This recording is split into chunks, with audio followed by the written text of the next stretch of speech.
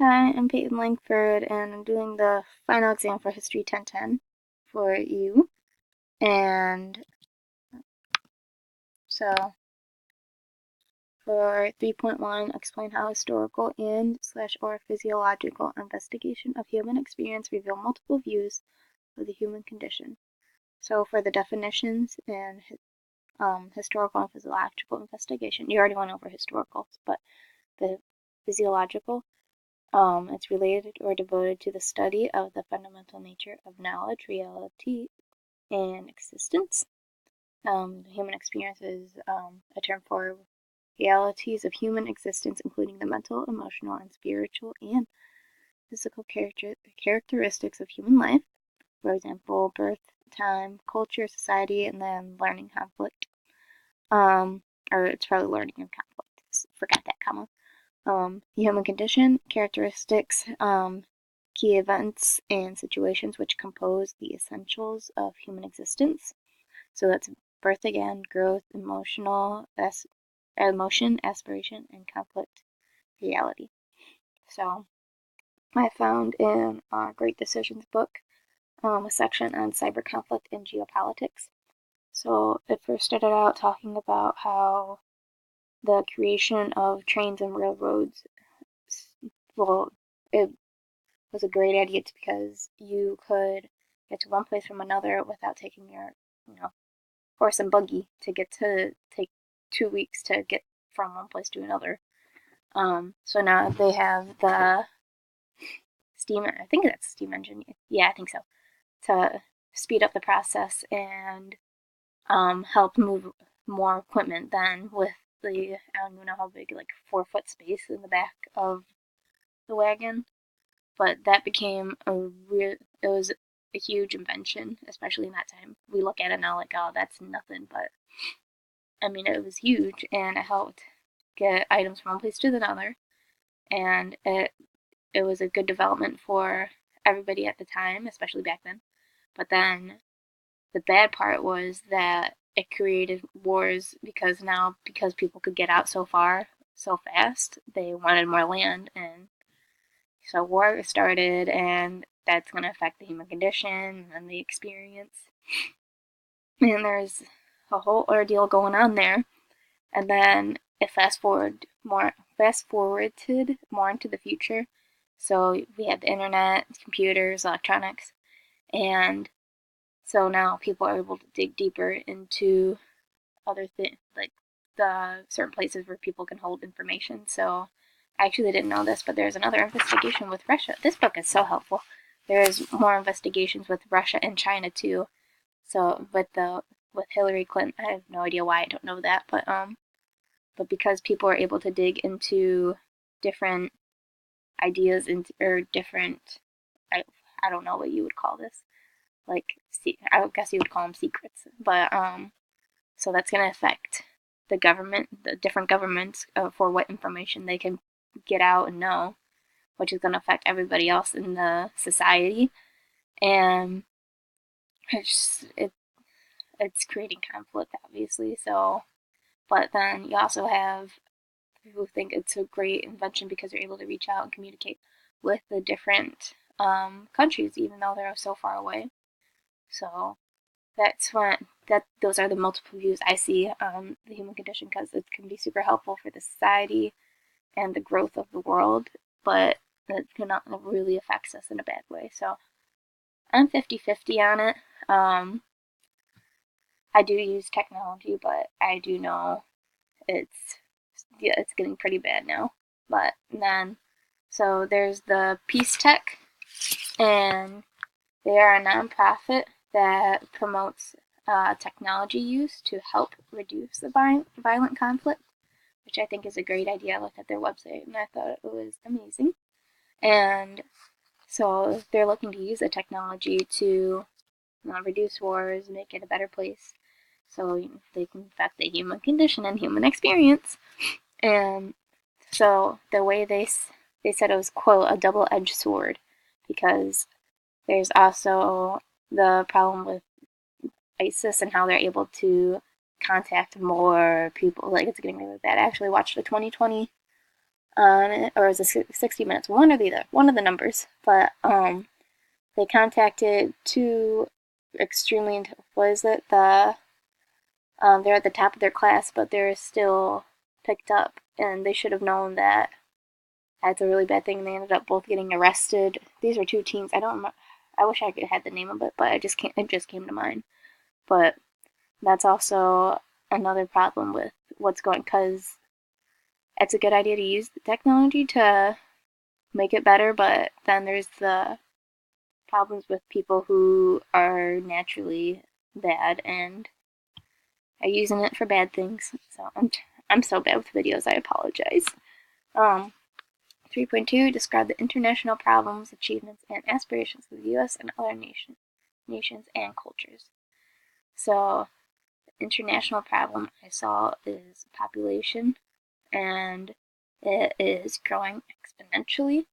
And it's getting, like in this picture I'm looking at right now, it's so crowded, and we're running out of a lot of like food. I know farmers are having a problem, and fresh waters, especially in what's it called? One of you probably know that these countries are struggling, but I know that's becoming a issue with the world right now, and they're trying to figure out how to solve it. And then along with the climate change, that's what I'm afraid about. The achievements I would say that have happened was the exception of the LGBTQ, and that makes me so happy because I know how, because I watch all these videos of people how they struggle, they're bullied, and now they're finally like getting accepted into the society, and it makes me very happy. And there is the signing of the no hate crime bill that Obama signed in 2009 or 2008, but that was a huge step for that community, and now there's a things are turning around for them. And I know there's still those nasty people out there, but I think that was a great achievement that we've hit. And aspirations is obviously to reduce immigration, because that's the whole thing that's going on right now. And somebody showed me that now Trump is wanting to, he said, okay, we'll welcome in the immigrants, but we're going to send them to these cities so they can live there. And I think this was an idea that Obama had, and people said, and the Democrats were saying, oh yeah, we'll welcome them all. But now that Trump's saying it, there was reported that changed their mind because you heard it from Trump saying, no, we are unable to do this. It will take our jobs. Da da da da da. So, like, no, there's no happy place, like the happy in between, a compromise. There's no compromise between anybody, and it's just coming a whole ordeal. It's getting very annoying, and I feel bad because these people are trying to find a place to go, but they can't. They're having a hard time too, and it's just affecting everybody. And once again, go back to, it's affecting the kids too that come over. Oh boy. Da, da, da. Yeah. I'll go to the next one. Evaluate the effects of global interconnectedness on individuals, communities, businesses, and societies. So I'm going to go back to the internet again because it's everywhere. So for focusing on the social media, so this is, we are so connected that we can get information from different like everywhere in the world in the matter of seconds.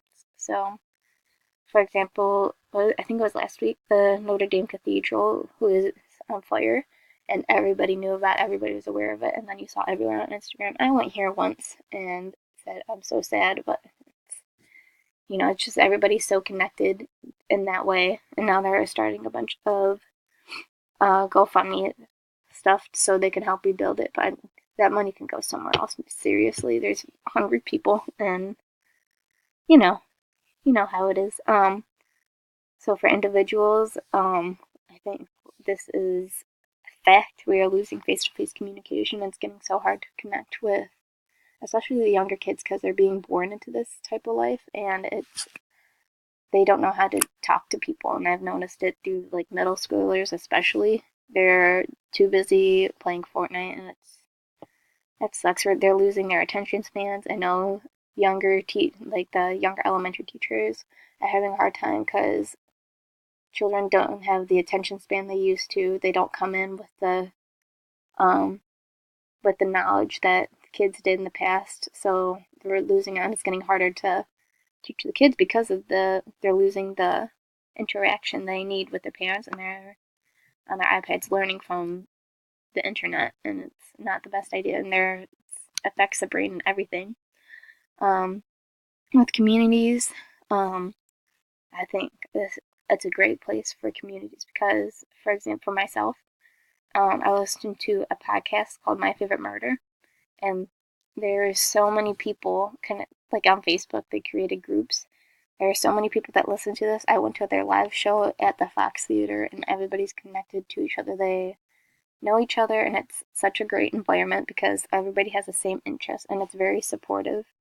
So if somebody is facing a problem, everybody will reach out to them, even though if they have never met them before, and they'll say, "Oh, let's go out to get drinks."